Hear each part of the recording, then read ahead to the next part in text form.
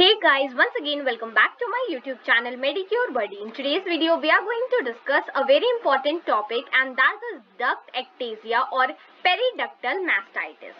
ठीक है, ये ज्यादातर कॉमन होता है मिडिल एज्ड वुमेन में और डक्ट एक्टेजिया, एक्टेजिया का मतलब होता है डायलिटेशन. ठीक है, तो अगर एक लैक्टिफेरस डक्ट का प्राइमरी डायलिटेशन हो जाता है, one of the lactiferous duct का, so that is known as duct ectasia. ठीक है, इटियोलॉजी की अगर हम बात करें तो actual cause is not known but mild low grade infection किसी भी एनारोबिक बैक्टीरिया का ये वन ऑफ द फैक्टर्स की तरह काम कर सकता है.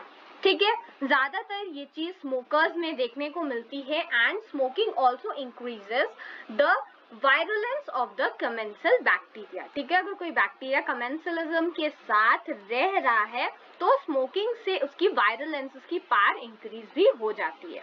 ठीक है, पैथोलॉजी की बात करें तो one of the lactiferous duct का डायलिटेशन होता है और डायलिटेशन की वजह से क्या होता है, जो कंटेंट्स हैं उनमें स्टैसिस हो जाती है. ठीक है, और the epithelial debris, the serous fluid collectively forms a thick paste like material rich in lipid. और वहां पर एक एपिथेलियल डेब्रिस और सीरस फ्लूइड से मिक्स होकर एक थिक पेस्ट लाइक मटेरियल बन जाता है और वो एज अ डिस्चार्ज बाहर आता है from the nipple region of the breast. ठीक है, there is intense periductal inflammation with lymphocytes and plasma sales.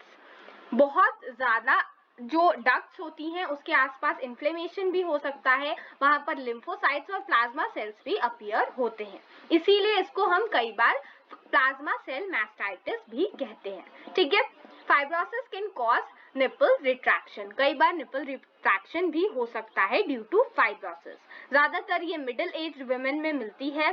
Paste like material का डिस्चार्ज अगर आ रहा है पर nipple, then we can think of this duct एक्टेजिया.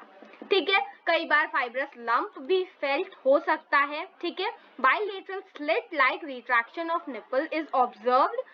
Routine mammogram करके हम अगर कोई भी छोटी मोटी कैल्सिफिकेशन की प्रोसीजर अंदर चल रही है तो उसके बारे में हम जान सकते हैं.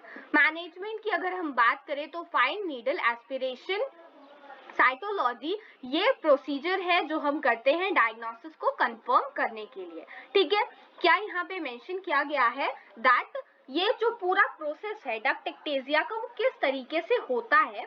अगर हम देखें तो यहाँ पर डक्ट डायलेशन है, उसमें डिस्टेंशन होता है, डक्ट वॉल डैमेज हो जाती है, वहां से लिपिड का एक्सट्रावेसेशन होता है, वहां पर इन्फ्लेमेशन भी हो जाता है. ठीक है, so friends, this is it about today's session in which we have discussed duct ectasia. कई बार शॉर्ट नोट्स में पूछा जाता है, that is why I have thought of discussing this topic with you all. अगर आपको इससे रिलेटेड कोई भी डाउट हो तो आप मुझसे कमेंट सेक्शन में पूछ सकते हैं. नेक्स्ट वीडियो आप किस टॉपिक पे देखना चाहते हैं वो भी आप मुझे कमेंट करके जरूर बताइएगा. And do not forget to please subscribe to Medicure Buddy and hit the bell icon so that you never miss any updates. Thank you.